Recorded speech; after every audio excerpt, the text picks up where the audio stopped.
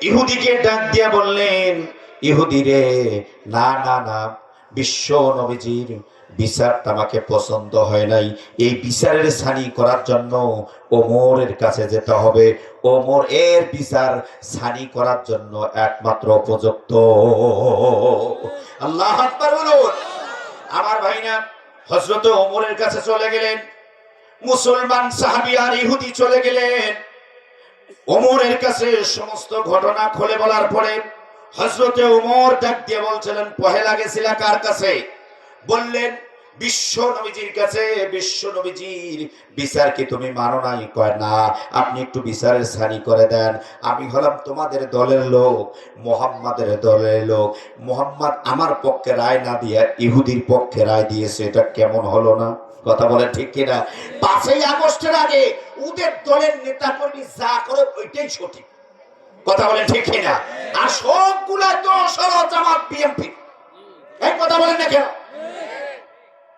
যা হয়েছে ওদের বলে কোনো অপরাধ নাই, সবগুলো বলে এরা। কথা বলেন ঠিক কিনা? এলা কই এখন গেছে কই? কথা বলেন ঠিক কিনা? সম্মানিত ভাইয়েরা আমার, হযরত ওমর ডাক দিয়ে বললেন, আমি বিচারের ছানি করতে ভালোবাসি, তোমরা একটু দাঁড়াও।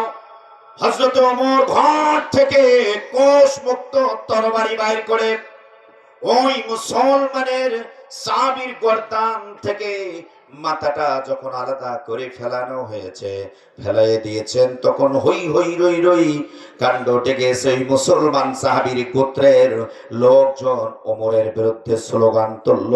স্লোগান তুলে বিশ্ব নবীজির কাছে চলে গেলেন, বললেন, ইয়া রাসূলুল্লাহ, মুসলমান হয়ে মুসলমানকে হত্যা করলো, ওমরের বিচার চাই। কেমন ইমানদার আমার ভাইরা! যখন এই কথা শুনলেন, বিশ্ব নবীজির কাছে বিচার দিলেন। বিশ্ব নবীজি বিচার অ্যাকসেপ্ট করলেন। বিচারের যখন আয়োজন করলেন, ওমরকে ডাক দিলেন। ওমরকে ডাক দিয়ে ওমরকে বললেন, ওমর, তুমি কি মুসলমানকে হত্যা করেছো? বললেন, হ্যাঁ হত্যা করেছি। বলে, কেন হত্যা করেছো? এটাও হত্যা করেছি। এবার আমার নবীজি বললেন, হত্যাকারীর কোরআন দিয়া হত্যাকারী হত্যা হবে। ওনাকে যেভাবে হত্যা করেছেন তোমাকে এবার হত্যা করা হবে। হযরত ওমর কোনো কথা বলেন না, চুপচাপ হয়ে আছেন। বিশ্ব নবীজি রায় দেবেন ভাব।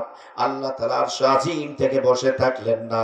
আল্লাহ তাআলা জিবরাইল আমিনকে পাঠিয়ে দিলেন, যাও যাও যাও, আমার নবীজির উপর কোরআনুল কারীমের আয়াতে কারিমা নাযিল করে দাও। সূরা নিসা 65 নম্বর আয়াতে কারিমা আল্লাহ নাযিল করে দিয়ে আমার নবীজির আল্লাহ বিচারের সমাধান দিয়ে দিলেন।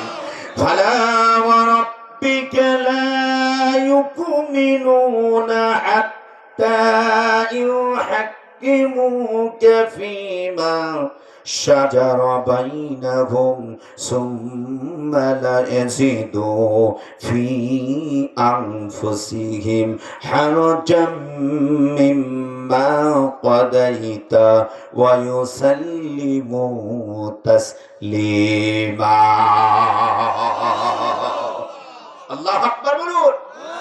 আল্লাহ তাআলা বললেন, হে নবী, আমি রবের কসম, হে নবী, আমি রবের কসম, যারা তোমাকে বিচারক হিসেবে মানে না, বিচার ফয়সালাকারী হিসেবে মানে না, তারা কখনোই ইমানদার হতে পারে না।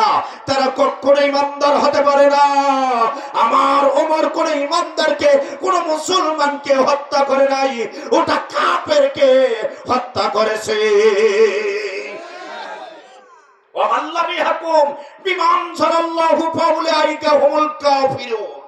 আল্লাহ তাআলা আরেক জায়গায় বলছেন, ফাউলাইকা হুমুস সালিমুন, ফাউলাইকা হুমুল ফাসিকুন।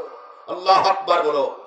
আল্লাহ তাআলা বললেন, আমার নাযিলকৃত বিধান দিয়া যারা বিচার ফয়সালা করে না, আমি আল্লাহর দলিল দিয়ে তারা হলো কাফের, তারা ফাসিক, তারা মুনাফিক। আল্লাহু আকবার বলো। কথা কার? কথা হলেন আল্লাহ।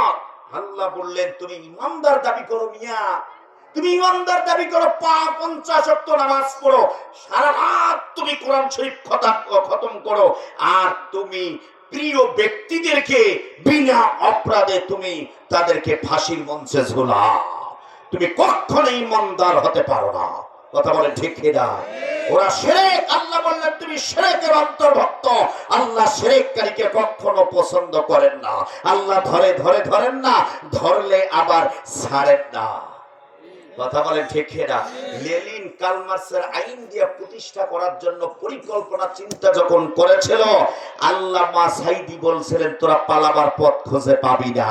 হয়েছে কি হয় নাই? কালামানিক পালাতে গেল, হায় রে, কলার পাতার বিছানায় শুয়ে থাকলো। কথা বলো ঠিক কিনা? পালাতে থাকলো দরবেশ। আমি শুনছিলাম দরবেশ, মনে হয় ভাবলাম আসলেই মনে হয় দরবেশ, আসলে দেখলাম এলা কুঞ্চুস দরবেশ। কথা বলেন ঠিক কিনা?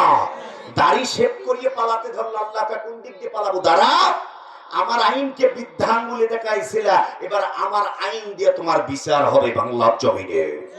কথা বলেন ঠিক কিনা? সম্মানিত ভাইরা আমার, তাহলে ইমানদার কেমন হতে হবে? শিরক করা যাবে না, শিরকের কাছেও থাকা যাবে না। আমার ভাইরা, ইমান 1 নাম্বার ভঙ্গের কারণ হলো শিরক করা, 2 নাম্বার হলো কুফরি করা। 2 নাম্বার কি? 2 নাম্বার কুফরি করা। কুফরি করা যাবে না। কুফরি করলেই